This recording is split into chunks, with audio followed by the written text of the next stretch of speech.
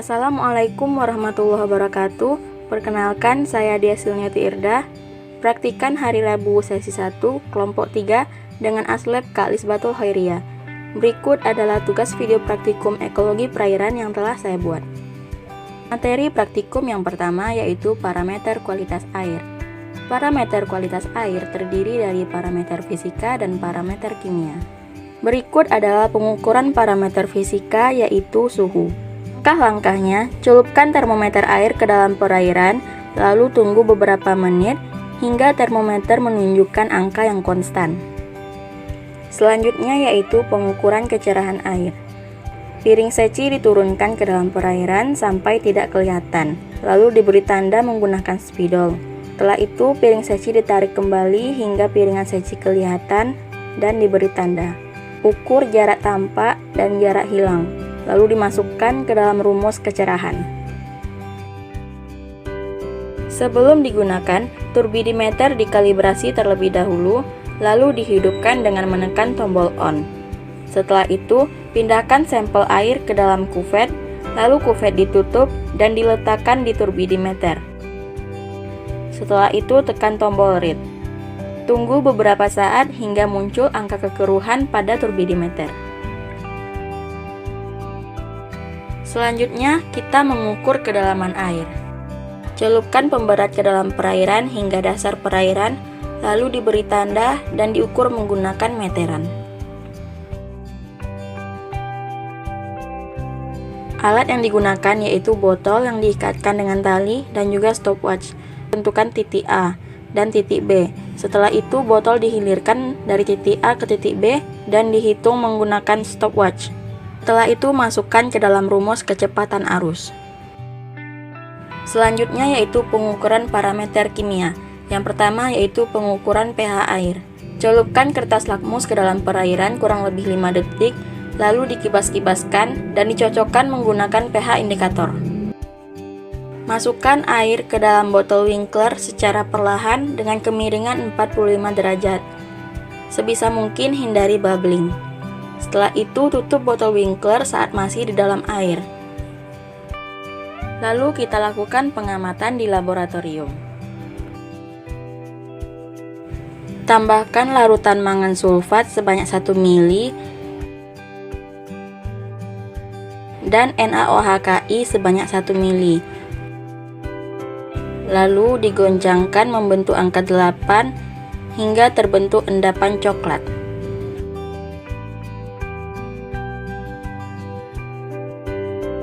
Lalu tambahkan larutan H2SO4 sampai endapan hilang.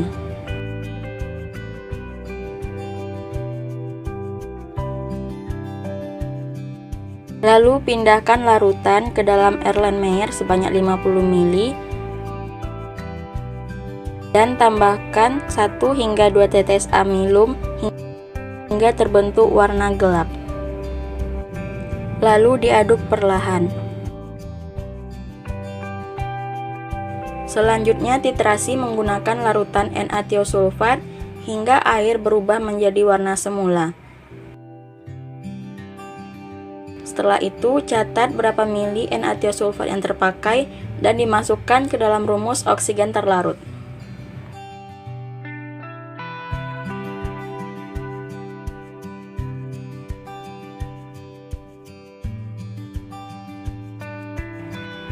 Selanjutnya, tambahkan 3 hingga 4 tetes larutan fenolftalin dan diaduk perlahan. Setelah itu, titrasi menggunakan larutan natrium karbonat hingga air berubah menjadi pink. Catat berapa mili larutan natrium karbonat yang terpakai dan masukkan ke dalam rumus karbon dioksida bebas. Praktikum yang kedua yaitu plankton dan perifiton. Cara pengambilan sampel plankton menggunakan alat plankton net. Sebelum digunakan, plankton net dikalibrasi terlebih dahulu. Setelah itu, saring air sebanyak 25 liter dengan 5 kali pengulangan.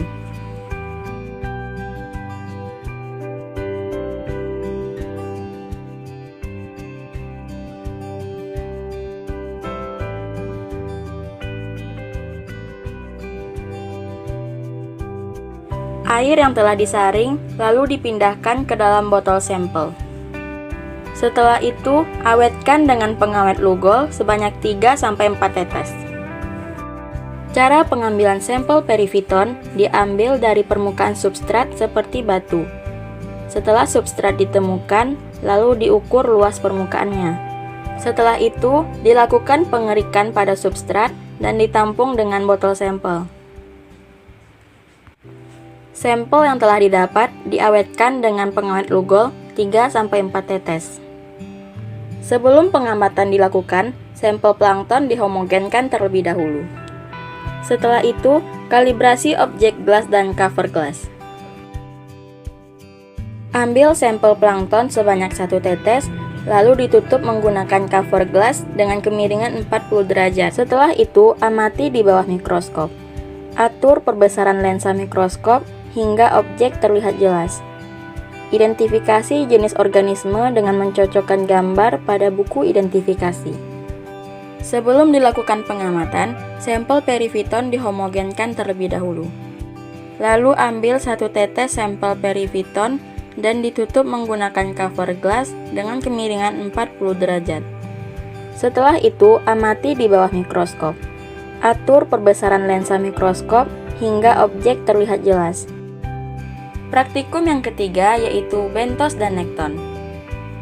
Cara pengambilan sampel nekton menggunakan alat tangkap berupa tangguh dan juga plastik sampel. Sampel nekton yang telah didapatkan dipindahkan ke plastik sampel, lalu dibawa ke laboratorium untuk dilakukan identifikasi.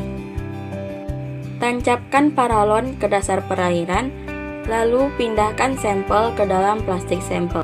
Sampel bentos yang telah didapatkan dilakukan penyaringan dengan saringan bentos ukuran standar nomor 30. Sampel yang telah disaring dimasukkan ke cawan Petri. Setelah itu, lakukan pengamatan menggunakan mikroskop dissecting. Lalu, lakukan identifikasi sampel dengan menggunakan buku identifikasi. Praktikum yang keempat yaitu struktur komunitas tumbuhan riparian. Metode yang digunakan dalam praktikum ini ada 2, yaitu metode kuadrat dan metode transek. Berikut adalah metode kuadrat dengan menggunakan peta kuadran.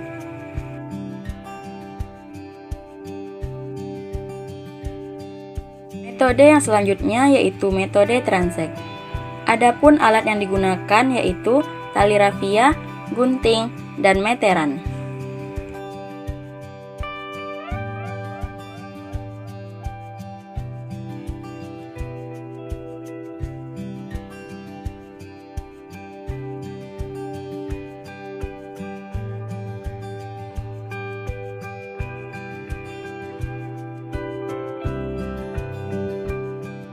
Praktikum yang kelima yaitu biomasa hutan mangrove. Alat yang digunakan yaitu kotak yang diletakkan di bawah pohon. Kotak yang telah diletakkan tadi kemudian dibiarkan kurang lebih selama 14 hari. Setelah kurang lebih 14 hari, kotak tadi dibawa ke laboratorium untuk dilakukan pengamatan.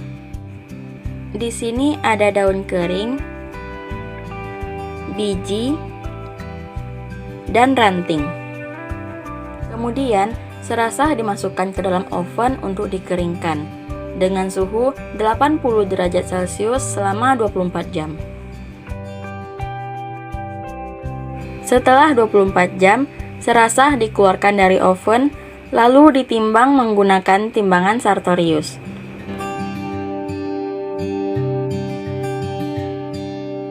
Demikianlah video praktikum dari saya. Apabila terdapat kesalahan dan kekurangan, mohon dimaafkan. Terima kasih. Wassalamualaikum warahmatullahi wabarakatuh.